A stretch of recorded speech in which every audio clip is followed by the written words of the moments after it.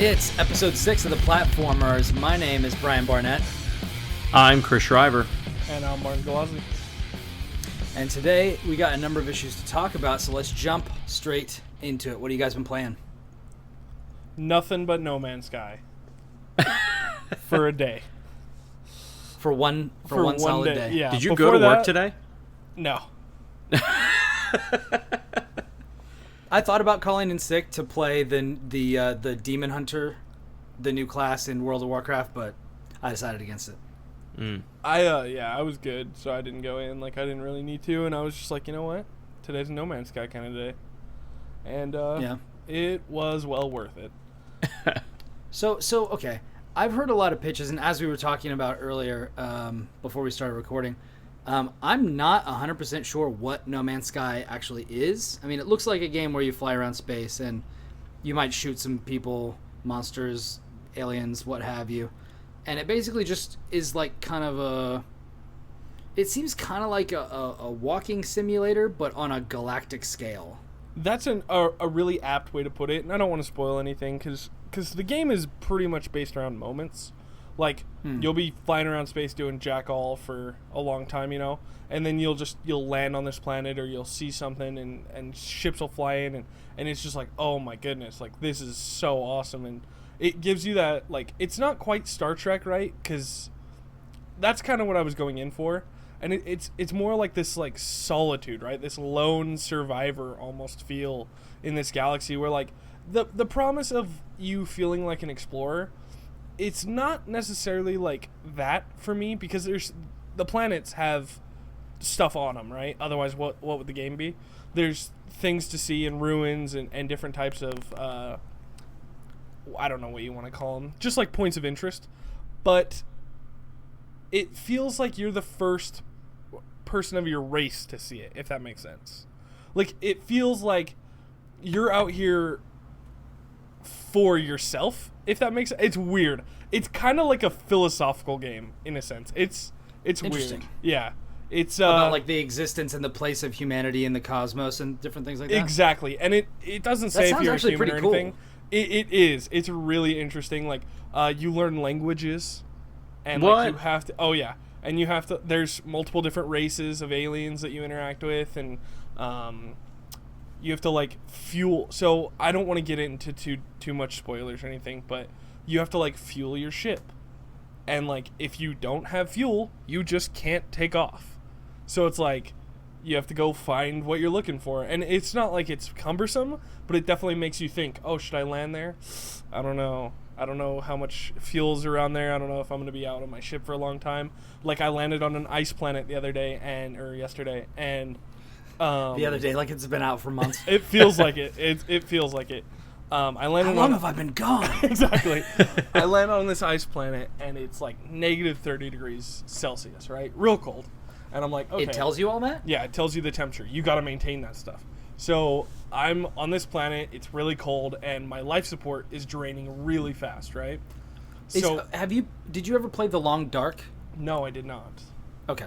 I'm just kind of wondering if it's like that, where it tells you that it's cold, and it's like, hey, you better find a coat quick, dude, or you're gonna freeze to death. Yeah, right. It gives you, like, that kind of notification, but the difference is, like, you can upgrade your gear, but that's not like an immediate solution. Like, you're stuck with what you have pretty much for while you're on the planet, right? So you can either get in your ship and leave, get in your ship and just sit there because your ship's like climate controlled, right? Turn up the heater. Or I would hope so. Yeah, or you can constantly be refilling your like your suit, right? So, like, if you're in really cold temperature and you have your climate control, you need to constantly be filling that with isotope because it's burning super fast. And there's different levels of each material. So, like, there's carbon as an isotope, and then there's plutonium. Plutonium is a little more efficient than carbon, it feels like. Like, it doesn't burn more efficiently, but you use less, if that makes sense. Oh, okay. So, yeah, like, it just costs less to fill it up. So that was really cool, right? That was interesting. And then it was night. Like, because the planet actually rotates, right, around a sun. Mind-blowing. So it goes to night, and the temperature drops to, like, 75. And now at this point, I'm, like, a little bit away from my ship. I didn't know what I was doing, so I was like, okay, well, I'm screwed. Like, I'm sitting there, like, constantly trying to find materials as I'm making my way back to my ship to keep my suit warm. And then as I get to my ship, I'm like, okay, cool. I take off. I find the sun side of the planet again, land, and I'm exploring a little bit more. And then a storm comes in. And, like, a storm changes the atmosphere. Is this happening with no loading? No loading. At all. Ever. That's amazing. The only loading Is up screen. front, right? Up front, and then when you warp, but the loading screen is really hidden behind, like, a warp drive animation. Almost like a Destiny. I mean, not that Destiny's was, like, Is really It's hidden. better than Destiny. Yeah. Yeah. Like Mass Effect or something? Less cutscene-y. Like, you're in your ship. Your ship doesn't change. It doesn't change screens or anything. It's just you, like, go super fast, sparkles and warp drive technology flash around you, and then you're in the new solar system. Interesting. Yeah. Now, as far as the scale of the planets are concerned, like, are we, as far as, like, what you've played so far, are we talking, like, Mario Galaxy scale where it's like, oh, let me run over there and now I'm on the other side of the planet, you know, it was like really quick. No. Or are they like massive he or talked some about really getting tiny? in his ship and then flying to the other side of a planet. Well, that's what I Yeah, mean. Like, I don't know if there are some that are much bigger than others, or There are. So there's moons, different sized planets, real big planets, and so the size of the planet is kind of hard to tell because it's all judged on speed. So, like, if you're just walking around, right, and you scan or whatever, and you can see something, it's like ruins over there. Okay, it doesn't give you a distance; it tells you how long till you get there in your current mode of transportation. Oh, interesting. Yeah, so if you're So walking, basically, it's like Google Maps, but for the universe. right? So you're walking, and I see something on the other side of the planet, and it's like 18 days, 4 minutes, whatever, 4 hours, whatever. And I get in my ship, and then it's like 3 minutes, 6 seconds. And then if I use boost, it drops down again. And then if you go out of the atmosphere, you fly way faster. So, like, if you want to get from... Because you don't have resistance and whatnot. I assume, right? So you get from one side of the planet to the other. It would take a long way if you just stayed in the atmosphere. But you could just jump out of the atmosphere, which takes seconds, fly way fast all the way around, land, and you're on the other side of the planet. But Interesting. it's like so it feels, they don't feel that big, but they are, and they do feel big. It's just, it gives you a rewarding way of transportation around the planets. That's crazy. So basically, like, could you theoretically just never leave the first planet you go to and play it like a survival game? Yeah, absolutely. I mean, that would be That's super nuts. boring, but you could. So it's like, well, I mean, I think survival games are pretty boring, but Fair enough. That's crazy. So basically, it's very realistic in the to the extent that depending on your mode of transportation, if you're stuck back in the Dark Ages and you got to walk everywhere, or I don't know if you can hop on any of the indigenous life or anything like that. Right? No. But so you get your like, ship is pretty much everything, right? You try to stay near your ship, and your ship has a certain amount of like thrust or whatever you want to call it to begin with, and then you can put mods on the ship to increase the damage that it does, or its shields, or the rate that it uses fuel, or how fast it goes. All sorts of different upgrades. But they all take inventory space. So if you have 23 slots, right, that's instantly minus by like 5 for your shield, your gun, your warp drive, your booster, and your takeoff jets, right? Those are the standard things, and you fuel those. But every mod you add takes another inventory slot off. And inventory is the game. Like, it's inventory management? Yeah, like... I never have space, so it's always like, I need plutonium to fuel my ship, but I don't have enough iron to build this thing, so like I'm gonna ditch this plutonium and then hopefully find some on the way back to my ship so I can take off. And like there's an entire galactic market, so there's trading, selling. Now, okay, I've got a couple of questions. Yeah, absolutely. This is No Man's Sky Q&A, the episode. For real. So, couple of questions. First of all, how in depth is that? Okay. Hold on. Let me just tackle this one first, because this will be a quick answer. Is it like Resident Evil 4 style inventory management, where you're like, crap, I can't carry hardly anything, and I need all this stuff. You can't stockpile things, and you have to make like brutal choices? I'm like, well, maybe I'll need a shotgun and some shotgun shells before too long. The difference so I should probably hold on to this. It's similar to that. The difference is like you're usually pretty close to like a space station or something or a trading depot where you can just sell your things. So like for me, I'm trying to collect gold, right? Gold is valuable. You can sell it and you make credits, right? But like I don't have to mine gold if I don't want to, because it'll still be there. You know what I mean? Like I can always come back to that spot. So the inventory management thing is like when you're moving on from a planet, it's like, did I get what I wanted? If you see something, you know, it's like, I need that for this upgrade I want. Well, my inventory's full. Do I drop something? Do I try to use like some plutonium to recharge my gun or whatever? Or do I just forget it and come back later? So it's kind of like a at the moment thing for me, at least. Like I try to manage my inventory for what I'm doing at the moment, and that's really fun in and of itself. And you can upgrade your suit inventory and then your ship inventory separately. Like your ship is your ship. You can't upgrade the ship that you have, but you can get new ships. You can upgrade. You can upgrade the ship that you have, like its components, but you can't like add more cargo space or change what it looks like, any of that, right? It's just the ship that it is, and then you play around with it as it is. But you can buy ships from other people, not players, other NPCs. Like if you see a ship just flying around and it lands, you can walk up to it, talk to the guy that's flying it or gal, and just be like, do you want to take my money and I'll take your ship? And sometimes they'll be like, yeah, sometimes no. I'd like to be trapped on this planet forever. Yeah, so exactly, right? It's mostly That's a bit in of space an odd stations, concept. and they can buy another ship, I guess. I don't really care. It's an NPC, right? That was the other thing that I was curious about, is that you were talking about like, you're never really far from a space station. I was under the impression that like you're probably never going to see another person. You're not. It's all NPC controlled. Okay, so you're not going to see another player, but you're not the only person. You're not the only human in space. The galaxy is very populated. That's what I was saying. Where like people made with humanoid. Humanoid, creatures, yeah, or just humanoid. all a bunch of aliens. Well, they're aliens. They're humanoid, right? They're humanoid bipedal aliens? upright. But right. Yeah, they're aliens. There's different species. So far, I've ran into the Gek, which is great, and the Vicani, and some other. Are they like giant walking upright lizards that wear tuxedos and imitate James Bond? No, obscure reference. They have beaks. It's a reference to Gex. Awesome. Yeah, they. I try. Solid, Brian. Solid. It's less what I thought it would be, but I'm still excited, right? Like I thought it was going to be this exploration, like I'm seeing things and it's going to blow my mind every time I warp into a galaxy. But into a solar system, excuse me. But that in itself is kind of like naive, right? Like what game is that? I don't understand.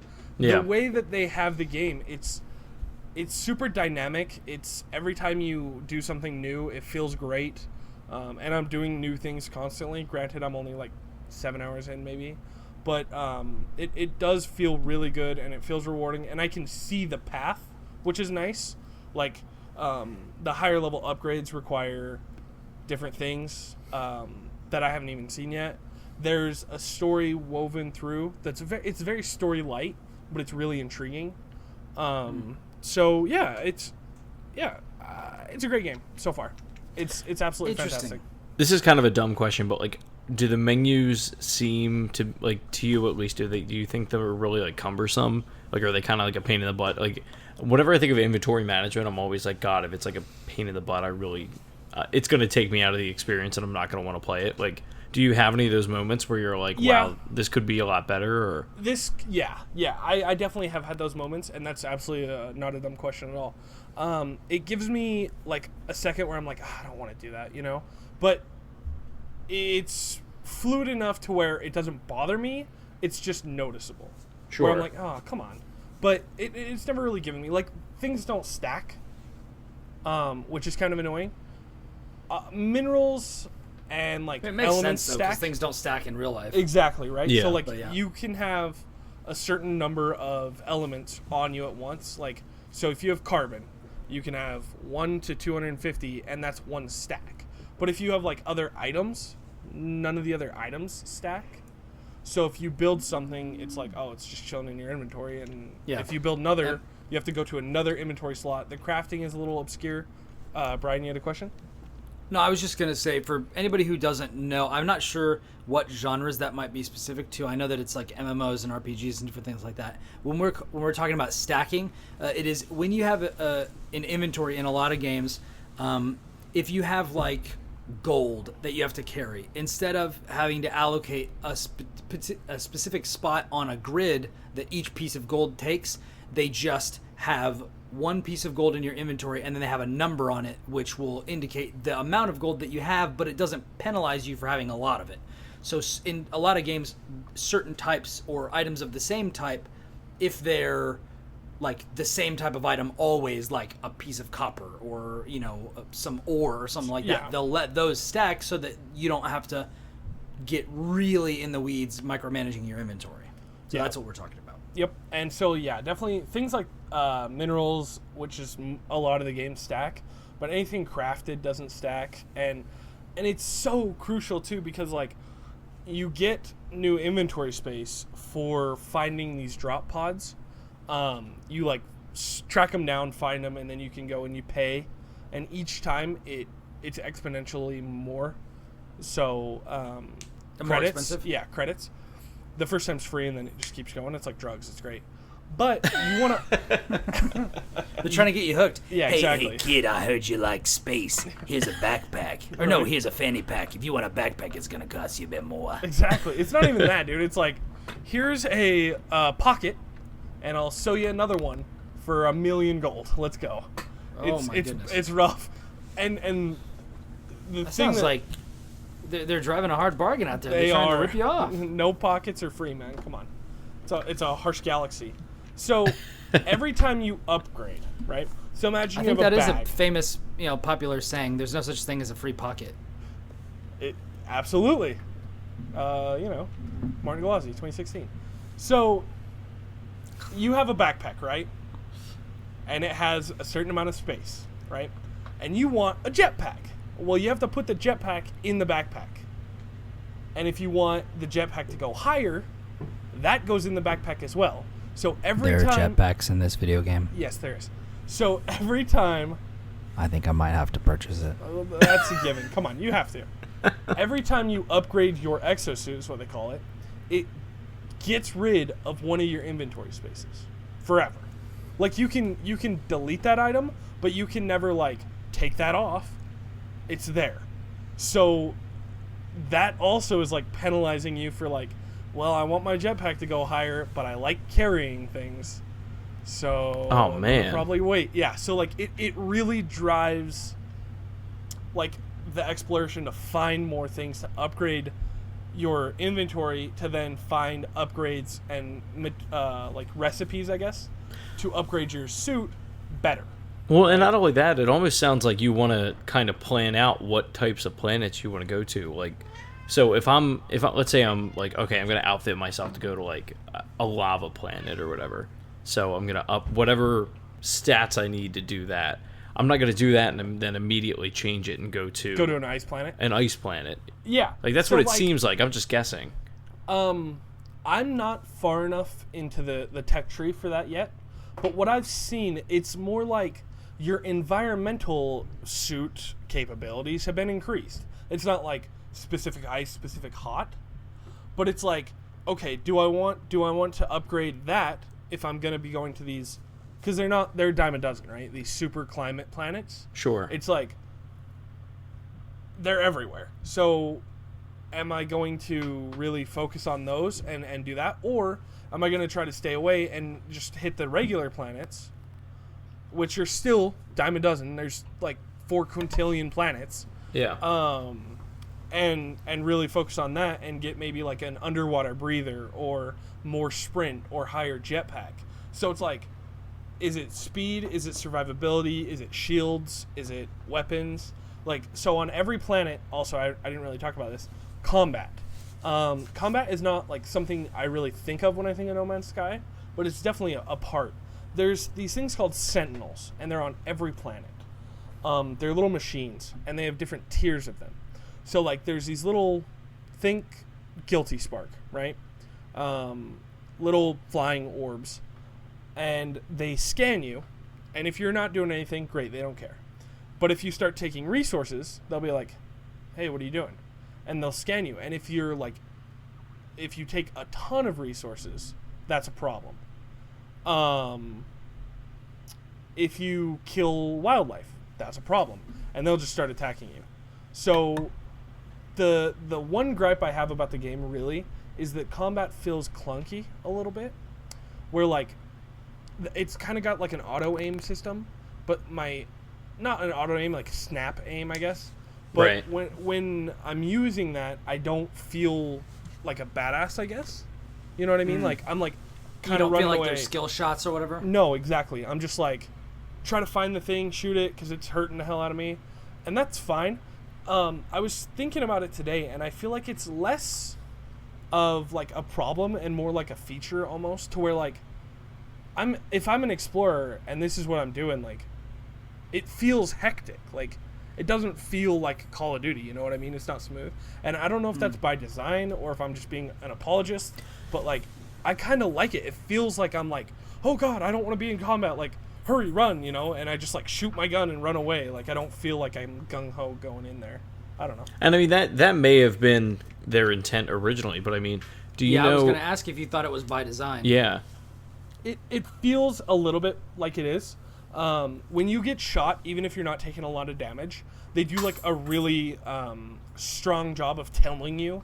Like, your whole screen will go red and you're like, oh no, like, it feels so hectic even if you're not taking a ton of damage. Yeah. And I think that's also by design, right? Like, it feels like I'm not supposed to be out here killing these things. Like, I'm an explorer, I'm supposed to be gentle and like do my own thing. But Go ahead. Is there a way to play through the game without attacking or being attacked by anyone? Yeah, absolutely, 100%. Without being attacked by anyone might be a little hard, just because there's pirates. Most likely you could do it. You can always run too, which is totally fine. Without being attacked by sentinels on the ground, it's just a matter of being careful and watching what you're doing. So when you land on a planet, it will kind of give you a rundown of like how much flora, how much fauna, and then the sentinels, what they're thinking, right? And they can be like frenzied, calm, normal. I've seen a few others, I can't really remember. But if they're like frenzied, you like go like hit a rock, and they're like, "We're coming to kill you. You messed up our planet. We're done." And like, if you can kill one of them really quickly, and you can kind of... I wonder... Go ahead. Does you messing with something... So, like, for example, if they're frenzied, and I know that the likelihood of this is, like, really short, and I don't want to waste too much time on this, but... Yeah. But, like, do you think that, like, you messing with the ecosystem and avoiding them and then leaving the planet might amp them up for somebody else who might potentially come to the planet? I don't know. Like, that would be a really interesting system, but it's just like everything's so spread out, and they're saying that like you're probably never going to see anybody else. So like, what would be the purpose of a system like that? Well, on top of that, or to piggyback off that, Kotaku actually just released an article about, I think it was two people that, I didn't read it, but I just read the headline. It looked like two people were streaming, and they both went on the same planet to the same place, and neither one could see each other. Yep. So the planet, so maybe it's isolating on purpose without, any recourse really. So I read this story, and what they're talking about is like a dude landed on a planet, saw that it had already been discovered, and messaged the guy. They started streaming, and they like kind of coordinated effort, went to the same place, and yeah, they were invisible. So the game is sharded, definitely. That's why you can pause, right? You can pause in this, even though it's a continuous world, which is super nice. But yeah, it's interesting that you can pause. In games like Destiny or World of Warcraft, there's no pause. No pause. Because then it would disrupt everything for everybody else. Exactly. So that's super interesting to me that there's sharded. But what's also interesting is that they were on the same planet. Like, the planet loaded for both of them, and it was the exact same planet, which is alone kind of interesting because that means it works, and they weren't just lying. Which Yeah. I don't know if they, I don't know. A lot of people thought they kind of were, but the idea that everything is procedurally generated up and down the scale, like if ships Oh, you fly mean in, that? Like even if I did go to the same planet, that maybe mine would look different than yours. exactly. Yeah. Like maybe That it was has the the name. assumption, yeah. Yeah. But they nailed it. Like they got it right, I guess. Which that's a huge accomplishment. That they are simulating a universe and having it remember what it simulated and load back. Yeah. Like basically what they did was, instead of how things are normally procedurally generated, which is every time you enter the game or every time you start up a new game, it generates new kind of instances of X, Y, and Z along, certain numbers of variables. But it seems like now what happens is when the game launched, it procedurally generated a universe, and then everybody is just living in it. Or maybe it I can tell you what it generates does. something the first time somebody gets there. Yep, that's exactly what it does. And then it And has then more or anybody less, who comes out, it like locks it down, and then everybody else who comes in will see what was generated for this one person. in my That's crazy. mathematician mind, that's pretty much what I've seen it described as, where anytime you go to that same place, it will load in the same because it's using the same variables exactly the same way. So in that theory, or in that same light, what we're saying is if at 3:01 Marty went to this planet and he was the first one there, then it's going to load a certain way. But if I had been there first at 3:05 and Marty wasn't there yet and I was the first person to discover it, it could be an entirely new planet in theory. but it Maybe, but there's no the way other to way prove around. that. No, the other way around? Yes. So regardless who lands on that planet first, it's that planet is how it's been described to me. Because like specific regions of space have like, this right here is going to be generated at this place, is what I've been described. Like I said, I'm not an expert. I have no idea like exactly. This is just what I've read into it. That like if I went there first or you went there first or whenever a large amount of time in between, that area would look like that. Okay. Interesting. Okay. Yes, but Well, it's just let's not get too a much real more in the thing. minutia of it. Yeah, it's super That's interesting crazy. to me. Yeah, Yeah. that they're simulating a universe. But yeah, you're right. So well done. Yeah, Yeah. Yeah. I know, I'm excited. My copy's sitting at home right now. I'm trapped in Ocean City, but I'll get there. Marty, what's the final word on your review of No Man's Sky? final word: buy it, pick it up. You'll like it if you like exploration in any sense. And the PC nerds, should they just wait for that version to come out? Yeah, definitely. It'll be soon. Okay. It'll be on the 12th, Cool. and I'm assuming it's gonna run great. Yeah. Judging by the guys, the fact that like a 12-man studio put this game out is absolutely crazy to me. Like it's Yeah. more game than a lot of games that I've played from $60 AAA developers. So yeah, that's it. Fantastic. That's my verdict. What have you been playing? Chris, you want to go next, or shall I? You can go, as I seem to have lost the show notes. Oh, fantastic. We don't I need have show them notes. back. I just kidding. I have them back. I can go first. Whatever you want. Just into what I'm playing. I started playing Fez a little bit. That's pretty much it. Okay. Outside of that, I've been I finished the screenplay for Harry Potter and the Cursed Child on the beach And? today. What'd you think? Was a big fan. Has a lot of nostalgic moments. Ooh, I'm excited. Went in a direction I didn't expect it to. And like the whole plot was a lot. I didn't know what to expect, but it was definitely not what I thought it was going to be. Okay, Okay.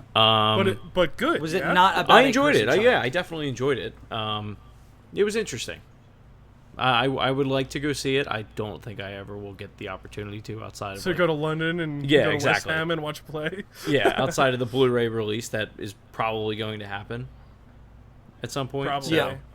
And then That'd be I nice. I read volume. What am I on?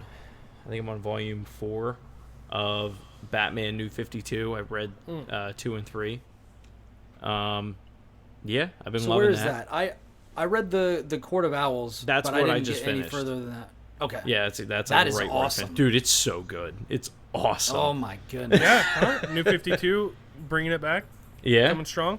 You know? New 52 Batman. Although that's older than like the new Rebirth thing that they've done. Yeah, going on, Rebirth which I is haven't like checked out yet. happening right now.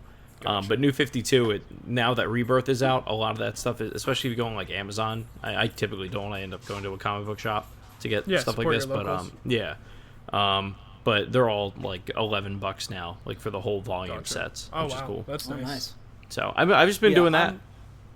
I'm interested in checking out the Superman one because I hear that it's pretty good. Although I will say I enjoyed the New 52 Superman, so I don't know. I didn't read it at all. We'll see. Did you see or did you read American Alien at all? Max Landis? No, I need to. It's really really good. It's on my list. I think it's only like 7 or 8 issues, but it's very, very good.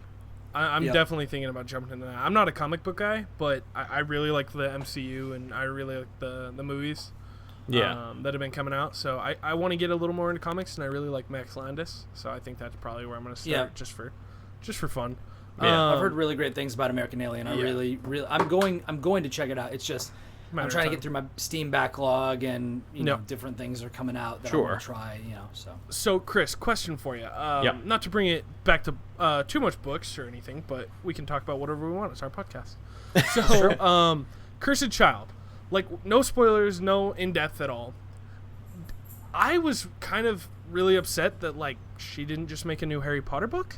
Like, why make a play? And that's fine. Like, you want to make a play, and that's cool, but it feels so like halfway into everything. It's just like it's a Harry Potter book that's not a Harry Potter book, but it's like she said it's book 8, but it's like it's not. I mean, play. Like, does it read like a book, or it's kind of hard to.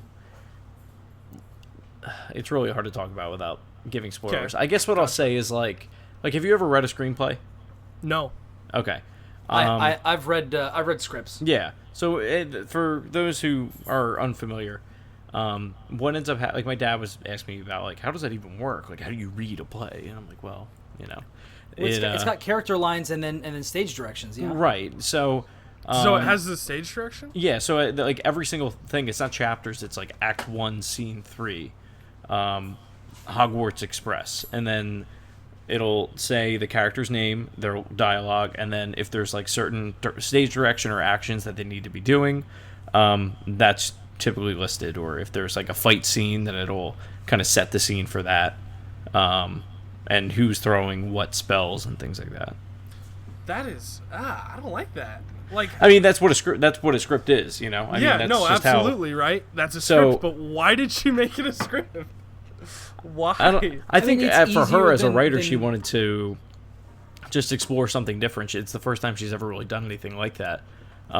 She's had the experience co-writing the scripts for the movies, and then she did. And she also did Fantastic Beasts. She did the script for that. Right. So it's just maybe she's just in that mood, I guess. It just feels kind of disingenuous in a way. That's like, yeah, this is book 8, but it's not. Like, well, that, and you have to remember she's also written a ton of stuff for on Pottermore and stuff. Yeah. So I mean, she's still writing in typical like the literature sense. Yeah. It just happens to be on the internet and not in a physical book. Yeah. I want my audiobook, bruh. Come on. But I think I'll pick it up. It's definitely worth the read. Like if you've read all the books, and I mean, obviously, Marty and I grew up with them. Brian's just old. But hey, I read them. But I mean, it's definitely worth the read. Some people are saying that they things that they didn't like were it like relies so much on nostalgia. Gotcha. And what I was saying to Jess was, I don't think it's so much that it relies on nostalgia, but it relies on the fact that you understand the things that are in the universe. Like what makes it different from any of the books is that you get like in the books you'll get like this big long like page and a half explanation of like what a hallow is. What a hallow is and what a horcrux is and like all that stuff. And this book just assumes that you know all of this information. Which as long as you do, you're in good shape. Like it's not a problem. But if I would never be like, oh, you've never read Harry Potter and you know literally nothing about the universe. Let's go see this play because you'll be totally lost and not appreciate any of it. Gotcha. All right. But it's great. I loved it. I read it in 2 days.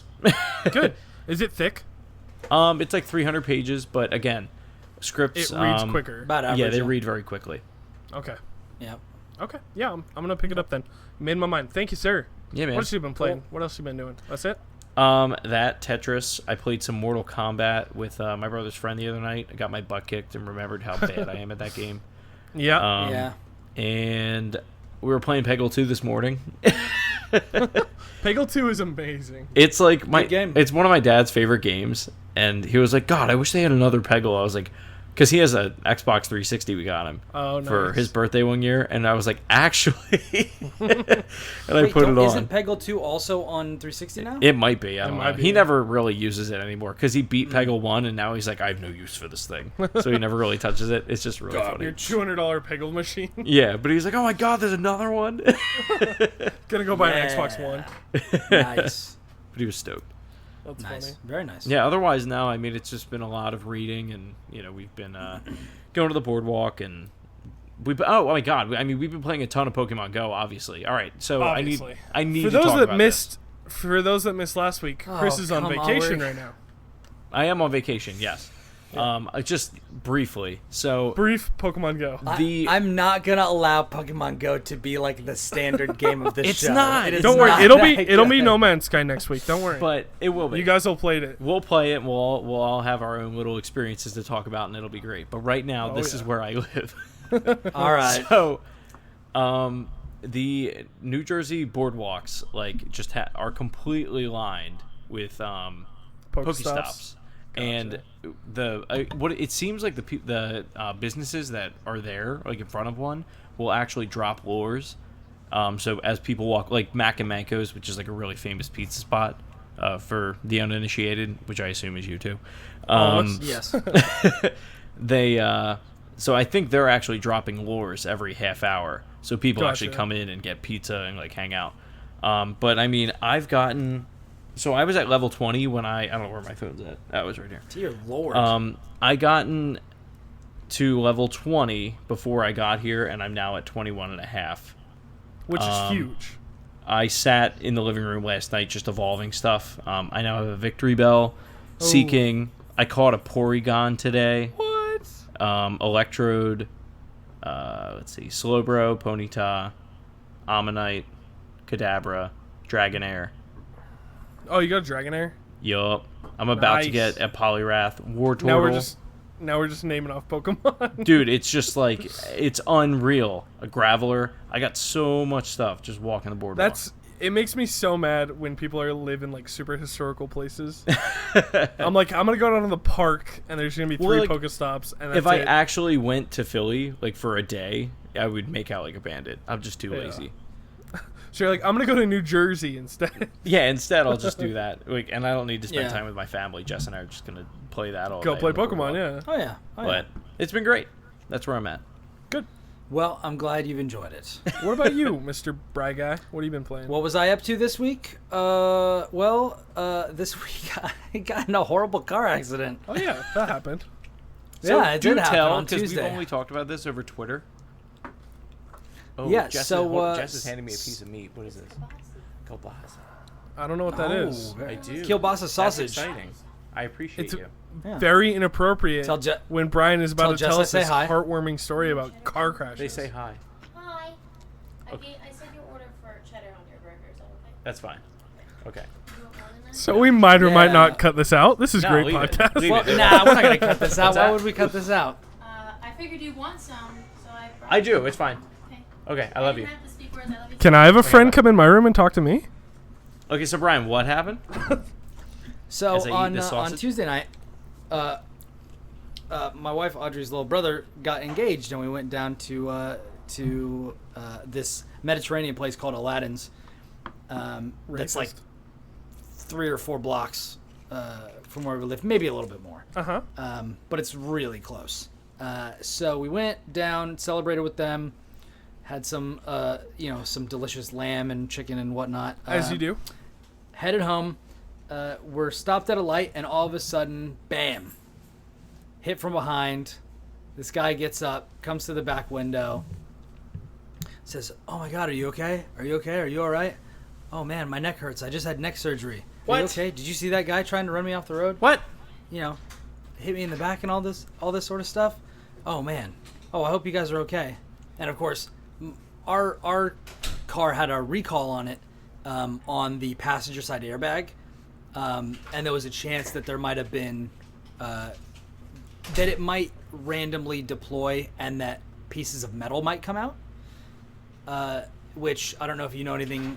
For those of you who don't know anything about airbags, they open up like a shotgun blast. So if there was any chance of any metal getting in there, it'd basically be like getting shot in the chest with. It's like you know. It's like a grenade. Taking Shrapnel. It's like getting shrapnel in the chest. Basically, you could easily die from that. And so Audrey was sitting behind me, and since we got rear-ended, I'm sorry. Were you driving? I was driving. Audrey was sitting in the back seat right behind me. Okay. And then we got hit from behind, so she got it way worse than I did. So my arms got bruised. How fast was this guy going? Probably like 45. Holy crap! And you were That's stopped. insane. And we were stopped at a light, yeah. So he totally caved in, our trunk and things like that, and hit us hard enough that we hit the person in front of us. So we pull over to the side. Behind this jewelry store, and the guy in front of us pulls over, and of course he gets out of the car, starts pacing around, and has a cigarette, and the fire department shows up. I call 911. Audrey's in pain in the back seat. She's immediately like, ow, ow, ow, ow, ow, ow. So of course I'm very concerned about her. Basically the fire department gets there, the paramedics get there, and she says that she's got neck, head, pain. So they put a neck brace on her, strap her down on a board, and get her in the ambulance and take her to the hospital where she works, which is close by. At this time, I'm basically stuck here with a car that's barely drivable.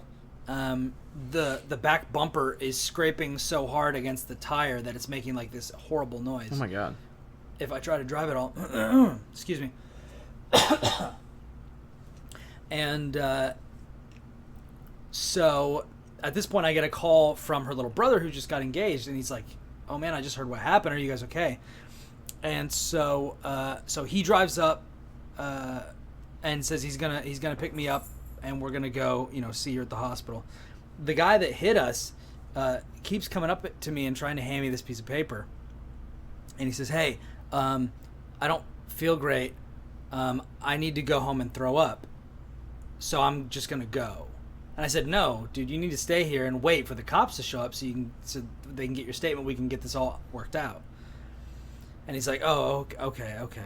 And then he like wanders off. And then a few minutes later, as the fire department's trying to talk to me, the cop is coming up trying to talk to me. I think I was talking to the fire department, and then the guy walks up again, and he tries to hand me this piece of paper again, and I think it's got his information on it. And he says, hey, yeah, I just had neck surgery and my neck hurts. I need to go home and take my medicine. And I was like, what? No, like you gotta stay here. Like, what is up with you? And so then the cop talks to him for a second.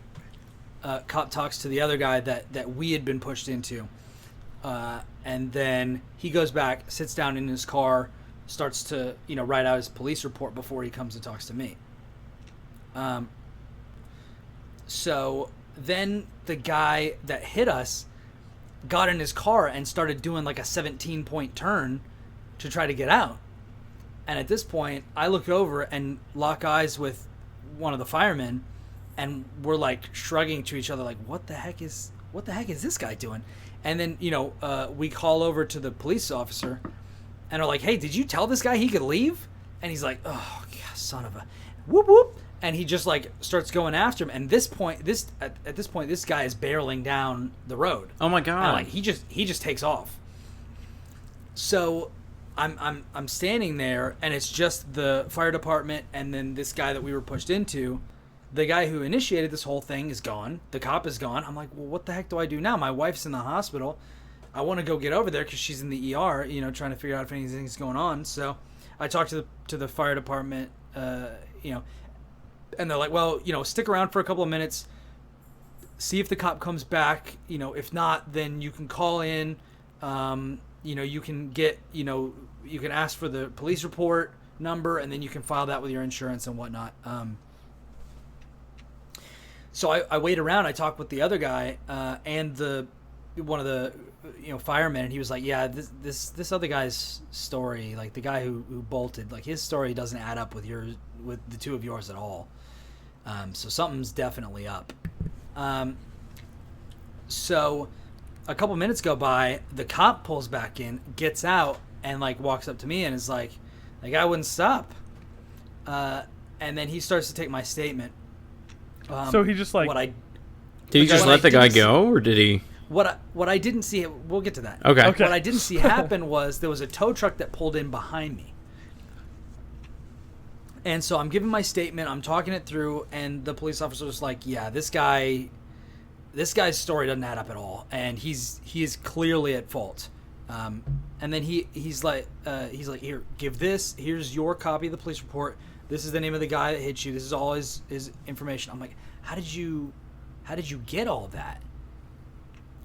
And he's like, "Oh," and then he gestures back towards the car, and he's like, "I got him in cuffs. This dude is clearly at fault. He's going to jail." And I look back in the back, and the guy's sitting in the back of the car, and then I look over behind my car, and there's a tow truck with his car on it. Oh my god. And I go up, and I look at it, and I'm taking reference pictures in case the insurance company needs it.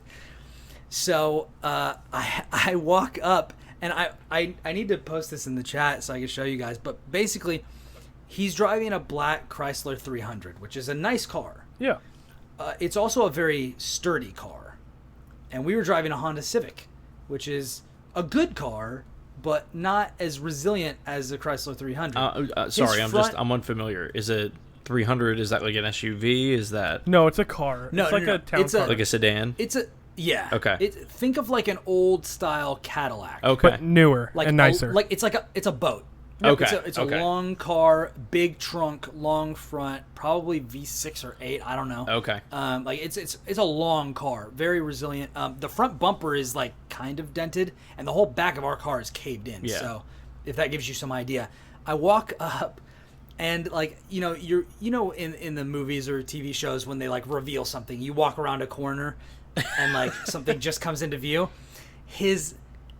I was walking up to the tow truck, and like the back of the tow truck kind of, I'm turning around the corner of the tow truck, and I see the front of his car, and his license plate says in gold calligraphy, "Blessed,"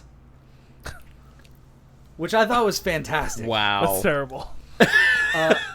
And then I walk around to the back of the car, and there's no damage at all. He was not struck by anyone. Yeah. Nothing happened to this dude. He just plowed into the back of us. Yeah. Audrey was saying he was using us as his brakes. Right. So basically that all happened. I went to the hospital, had to work my way around. I was very jittery for a while. If any of you have ever been in a really bad car accident, you get kind of confused for a while. Yep. Yeah, I have one. Yeah. Yeah. And this is my second. This is my second accident. The last two accidents that I've been in were not my fault, and they were me getting hit out of nowhere and not seeing it coming, which is a good thing, because the more relaxed you are, the less likely you are to get injured. Yeah. Right. Seriously, because if you see it coming, you'll tense up, and then your muscles will like rip as you get hit. Not to get too graphic, I'm sorry. No, but that's what it is. Yep. That's what Yeah. happens. So, and in both instances, our cars were totaled. So our car was totaled. And we just got a new one, actually, a much nicer car, which is very nice. Nice. But I spent the whole night until 4:00 in the morning in the emergency room, with Audrey, and she was in a lot of pain the whole time. So that really, really sucked. And we had a lot of well wishes from you guys, from our friends. So I wanted to just say thank you very much for everybody who was, having, well wishes for us, just, sending hope out there, praying for us, or just saying, hey, whatever we can do, let us help you out, because it was very, very nice and very, very much appreciated. And how is Audrey So now? she is doing fantastic now. When I talked to her yesterday, she wasn't even feeling pain all the time anymore. It was just like when she did X or Y thing. When she was driving, turning left or right with her neck, kind of hurt a little bit. But the first night, she said the entire night from the time of the accident until she went home and went to sleep, she was at like an 8 out of 10 pain. Wow. So, and then the next day it was like 6, and then 2 days later it was like a 4, and now it just comes and goes. So she's doing a whole lot better. And I'm assuming their insurance came through, right? Going to pay for everything? Oh, yeah. Apparently that dude had killer insurance. So they're covering literally everything. So that's not going to be a problem. That's so weird. Like, typically when you hear stuff that, like stories about, like, the guy is trying to leave the scene and stuff like that, they either have really bad insurance or they don't have insurance. Mm-hmm. I've never had it where he's like, I have great coverage, but I'm not going to help you. Well, the cop told me. He told me, he was like, "Oh, don't worry, this guy's got great insurance." Yeah. Gotcha. He had like State Farm or something like that. Gotcha. Okay. And he had like a lot of coverage. But anyway, so that's been good. So she's doing a whole lot better. That's great. And and they're gonna have her on like some physical therapy and stuff to kind of ensure that she had like whiplash and stuff like that. No broken bones, no internal bleeding, anything like that. Just muscle strain and whiplash and stuff like that. Yeah. Which was made worse by the fact that she was in the back seat. But yeah. But yeah, so she should be 100% okay, and with the stuff that they're gonna have her go through, she should be back to 100%. Good. So I'm very pleased for that. Very thankful for that, because it hashtag could be blessed. So much worse in so many ways. Yes, hashtag blessed. Yeah. So anyway, that was the big thing, that happened with me. But I did also, once we got kind of back onto our feet and got everything managed, I did play some games. Hey. There you go. So one of the things that was really fantastic is that our friend Nicole Martinez, who we talked about, I think on last week's episode, who's one of the writers for Telltale, reached out to me and and gifted us with a code for the Telltale Batman game. And one of the cool things that we were able to do while Audrey was in pain was, we kind of cuddled up on the couch, and I played some of that, and protected the streets of Gotham, son. Yeah, so I wrote some notes about this because I want to take my reviewing seriously, particularly because I know that one of the people involved in it is going to be listening, right? At least one. So can you just tell me right now whether or not this is going to be spoilery, and if I need to step because I'm leaving, I'm out, because I will leave. No spoilers. So here's the question. What would you consider spoilers? Like specific plot points, or like if you know a certain character is going to be in it, is the fact that they interact with another character a spoiler? As far as a villain is concerned, if it's a villain, I don't want to know. If it's not in the first 5 minutes, it's a spoiler. Yeah. I know Catwoman's in it. I know Catwoman's in it. I know Harvey Dent is in it. Yeah. I know Bruce Wayne is in it. How about okay, me and Chris make a super effort and we'll play it by next week? No, I can't. No, I'm not getting. I'm getting the physical release. Here we go. Oh, why? Hey, don't worry about it. Why? We're gonna be okay. Right. We're gonna be okay. All right, Brian, I'm trusting you. If so, help me God. If I think this is too spoilery, I'm gonna. We're coming to Texas. I'm gonna not be happy. You're gonna beat me up. Okay. I am gonna talk about. Here's the thing. I'm gonna talk about specific things, but I'm gonna be very vague. Specifically vague. All right, let's try this. All right, I'm gonna be vague. I'm doing this for them. Know I'm doing this for them. My policy on spoilers. Well, first of all, I have 2 policies that are coming into play. One is my policy never to play episodic games episode by episode. My policy is to wait until it's all done and then play it all at once. I'm breaking that this time because I really want to talk about this. I love Batman. I love Telltale. And although the games have had issues in the past, with frame rates and stuff, they're more pronounced on 360 and PS3 and Vita. Oh, yeah. The newer consoles like Xbox One, PS4. I haven't played any of them on PC, but they've been a lot better. Great on PC. But this is the first one that I've played that only came to the new consoles and PC. I did play this on. So full disclosure, it was given to me, as I said before, as somebody who worked by somebody who worked on the game, who is a close personal friend of mine, and also I didn't pay for it; it was just gifted. Thank I you. played it on PS4. But So not hashtag ad. no, not this is Just not free. an ad. This is No, not this is sponsored just what content you or think anything of like it. this. This is just what I think of it.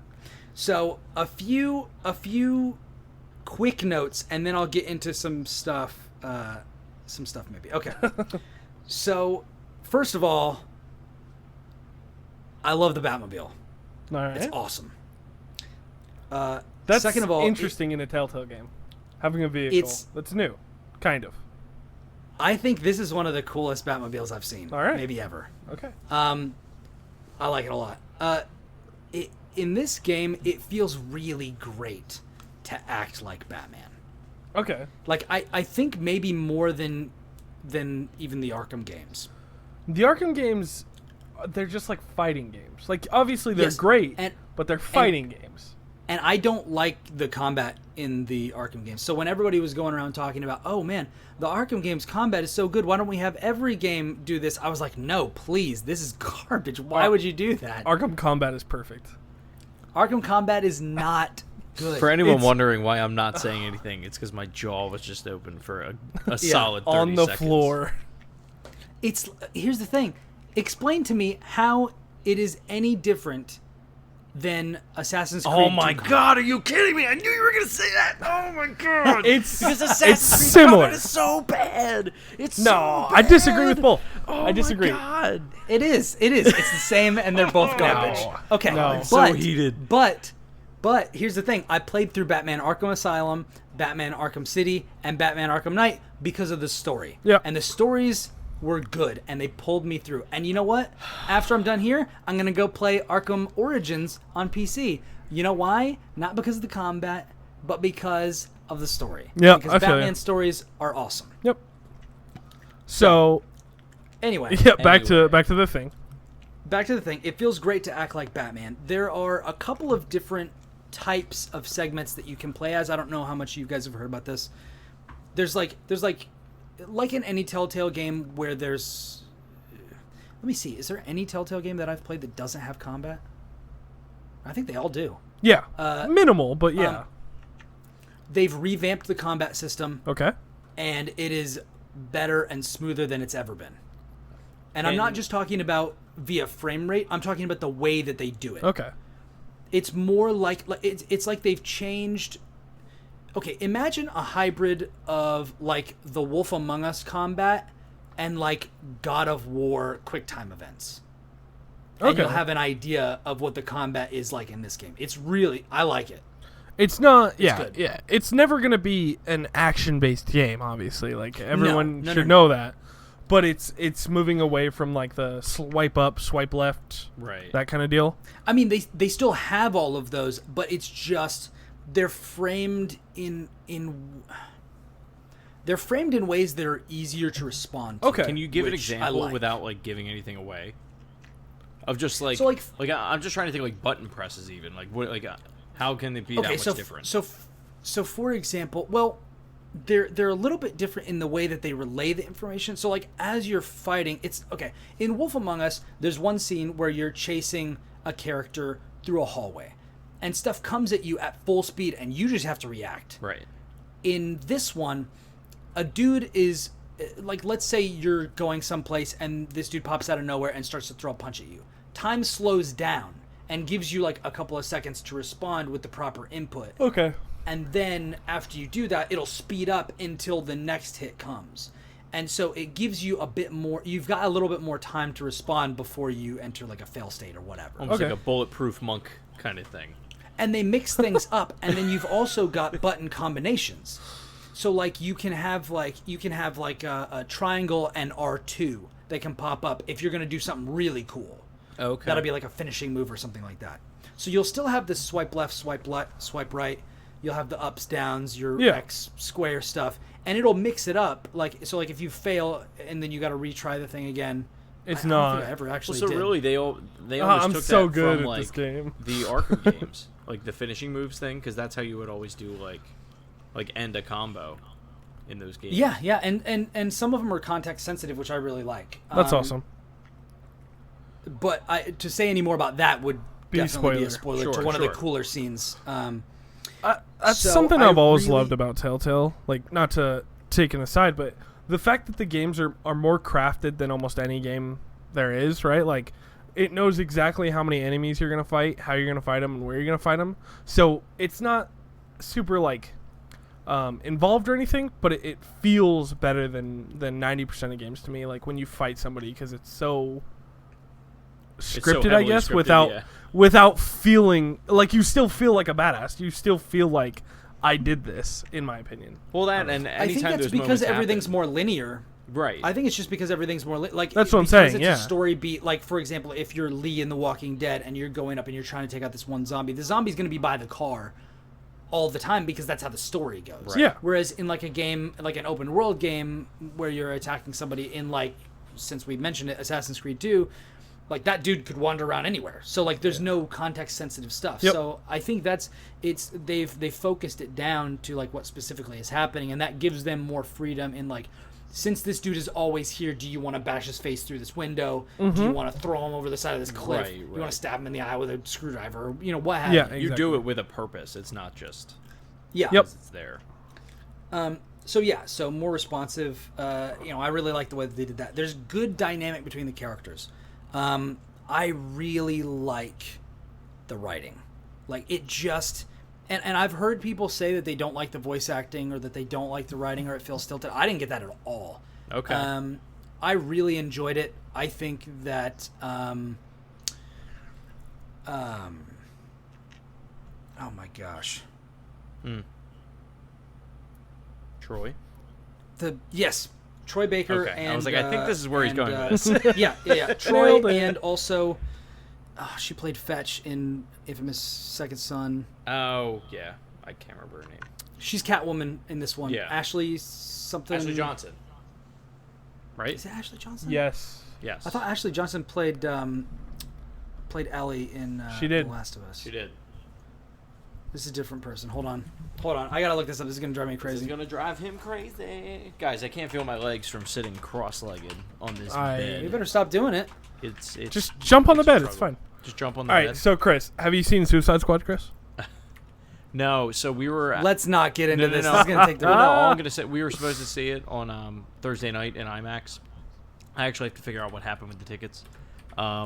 A friend of mine, his mom had been battling cancer for about 7 years. She actually passed away, so he had to go to a viewing on Thursday, and then the funeral was on Friday. And then I came to the shore, so I still haven't seen it. But I'm not in any rush. I can tell you that.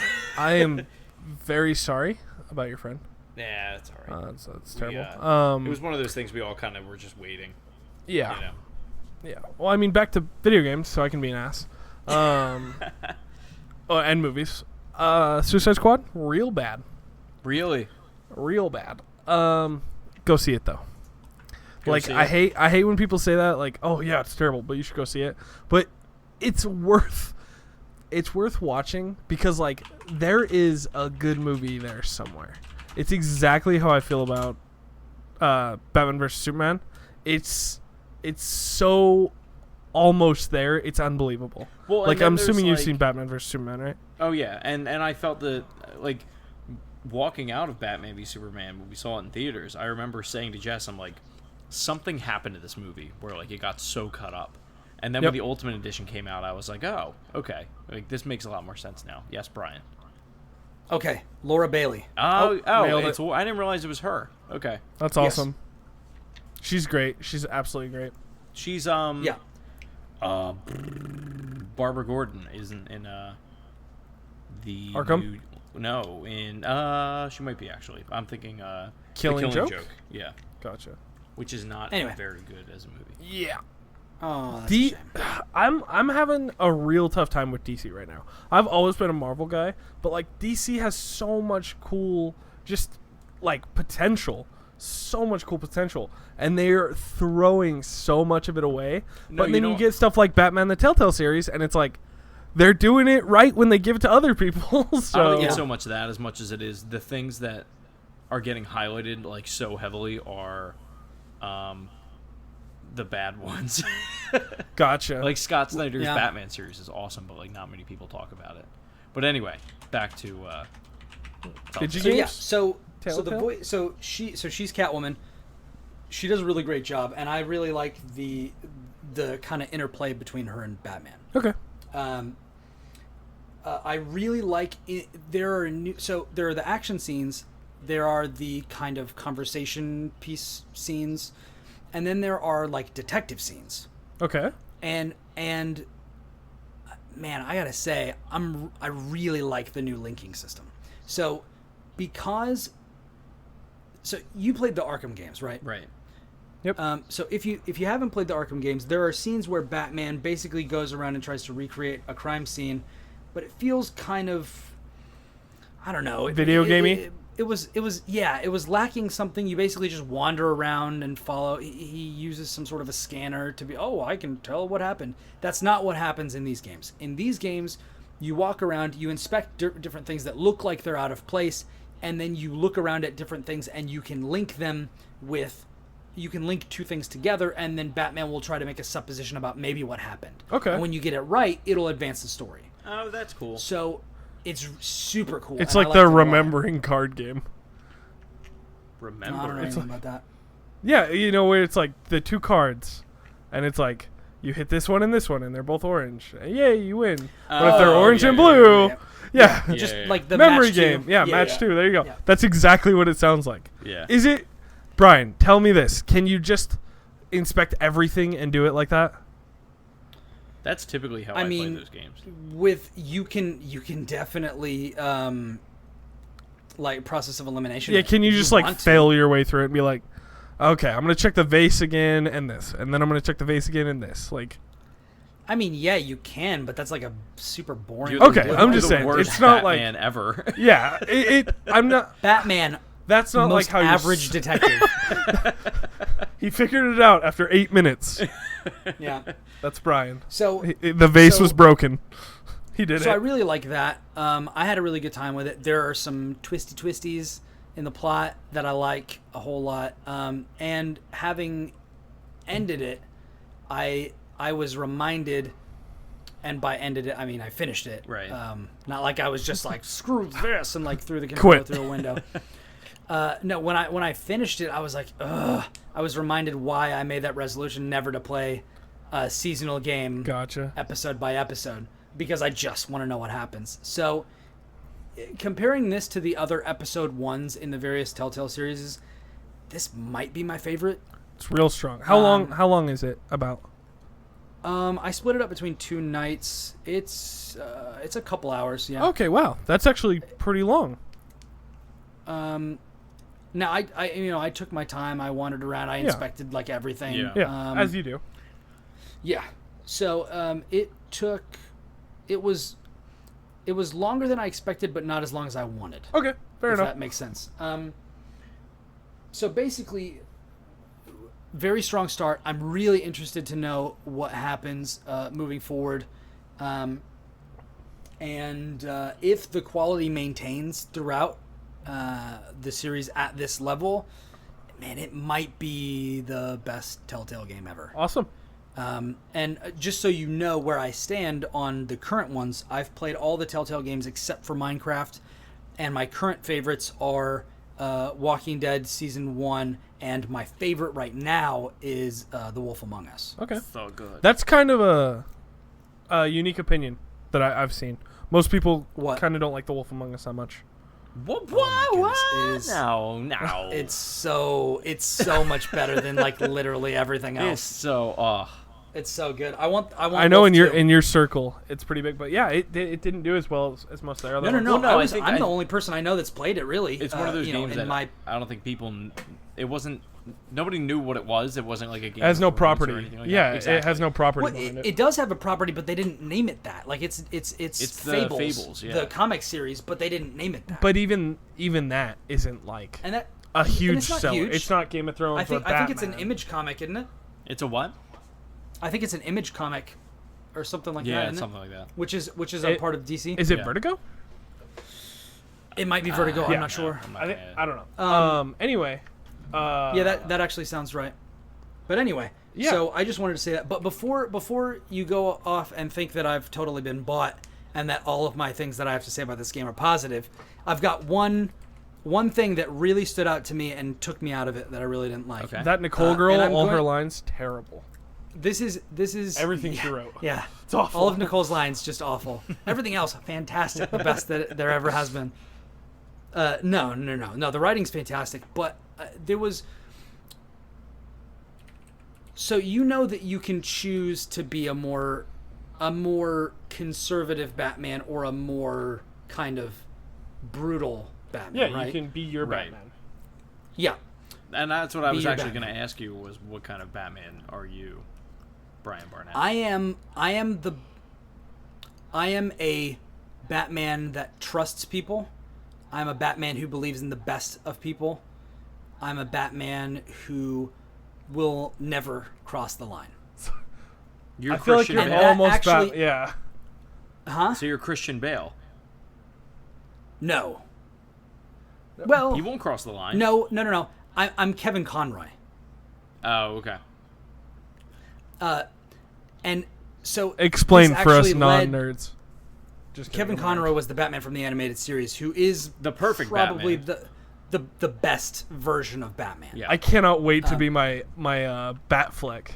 I'm gonna be Bat. Oh Flick. yeah, murdering can't people. wait I'm to just see gonna Adam end West. everyone. Everything ends in a, So, in okay. a dance party. So this is not going to spoil anything, but Okay. I'm going to get into specifics. Okay? They're dear. going to be the vaguest specifics that are not going to spoil anything, so All right, don't worry about ladies and gentlemen, this There- podcast might spontaneously end, and that's because Brian ruined everything. And I've killed him. it.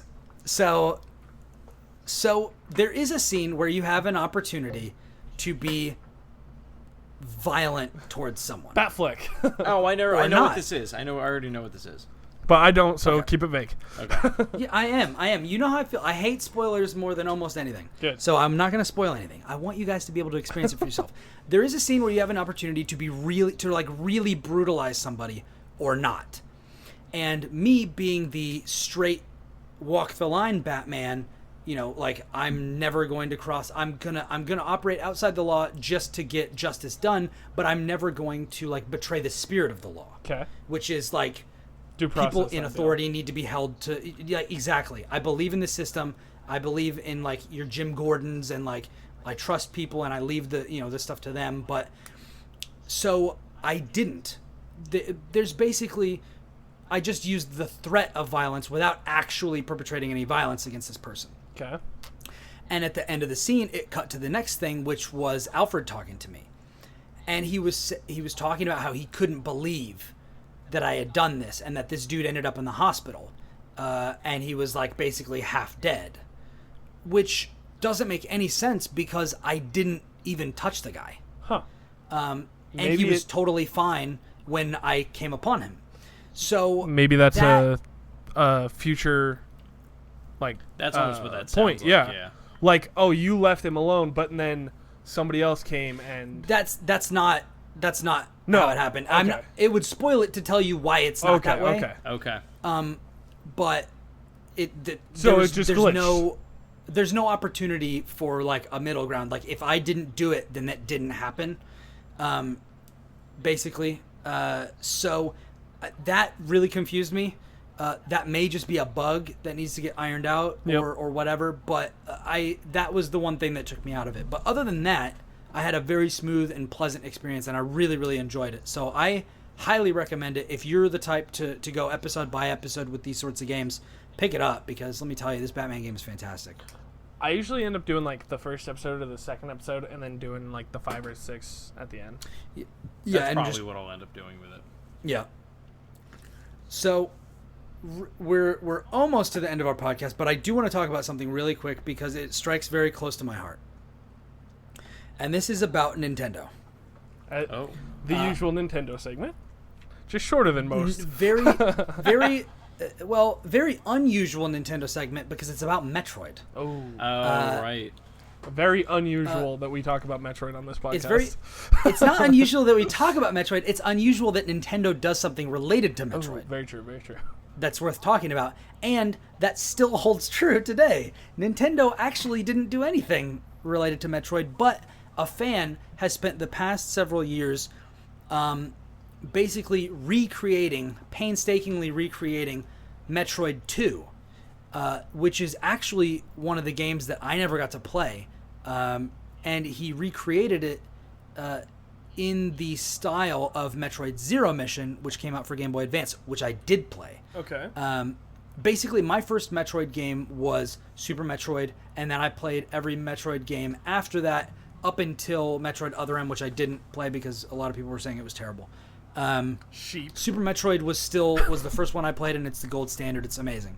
But I would say that Zero Mission is probably the second best one. Okay. Followed by Fusion, and then all the Prime games.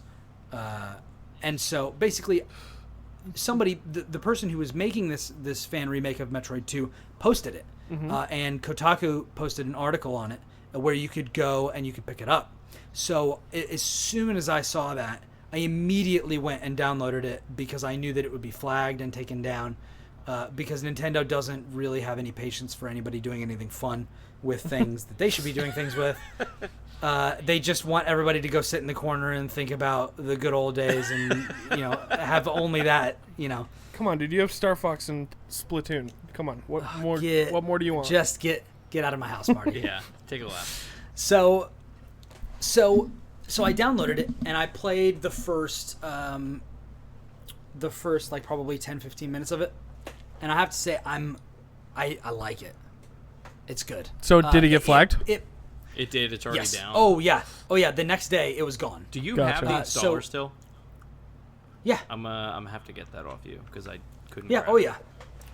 Oh yeah. I will definitely pass this over to anybody because let me tell you, if Nintendo's not going to make a Metroid game, I'm not going to let them stop those of us who have been so hungry for years for a 2D Metroid game. I'm not going to let them deprive us of this. So That was actually the first Metroid game I ever played and beat. Metroid 2? 2, yeah, on a Game Boy. Oh man. But I mean, I was Yeah. probably like 5. Like I was young. Yeah. I think it was only on Game Boy. Yeah. Wasn't it? Yeah. Yeah. So it's good. Have you played Zero Mission? Wait, what did I play? Fusion. I played Fusion. I did not play Zero Mission. Fusion's not as good. Zero Mission's way better. I actually got Fusion from Snapple had not like a contest, but it was a thing where they had these silver caps, and you could collect them. And my uncle worked for Snapple. Well, he still does. But did your uncle also work for Nintendo? yeah, he made Mario. But one of the prizes in this contest was if you had like 400 caps or whatever, you would get a copy of Metroid Fusion, and that's how I got it. Very nice, very nice. Yeah, so it's actually cool because Metroid Zero Mission was, from what I understand, a remake of the first Metroid game. Yeah. So after I play this one, then I will have basically played all the Metroid games, which is fantastic. That's pretty sweet. Yeah. So I highly recommend if you can get your hands on it, and you like Metroid style games or Castlevania style games, And making Nintendo mad. Yeah. Oh yeah. But I mean, come on, they're so out of touch. Yeah, they have no idea. Um, They're So- done. This generation, they're yeah. done. So yeah, so that's really great. Yeah. So that's all I've got. You guys want to talk about anything else? Just two things real quick. Okay. One of them, this came up a few minutes before we started recording. On Kotaku, it says PlayStation 4.5, aka Neo, will be announced next month. Sony just sent out invitations to an event called The PlayStation Meeting at 3 p.m. Eastern on September 7th. The company will finally reveal their upgraded PlayStation 4 model, which Kotaku broke news of earlier this year. So this week we got some new art up. So if you're looking for something pretty, head on over to soundcloud.com/the-platformers. Check it out. Enjoy. Like, follow, share, repost. Let us know what you think of the show. You can find me on Twitter at Ribnax, Ribnax. You can find Chris at Shrives93. You can find me at Podcast Martin. Spelled the way it sounds. Yeah, dog. Man, this has been an action-packed episode as usual. car accidents, Batman, Peggle, No Man's Sky, I was gonna say, and the best part, No Man's Sky. Nintendo being ridiculous. Oh man. So we will see you guys next time. This has been episode 6 of the Platformers. We are out.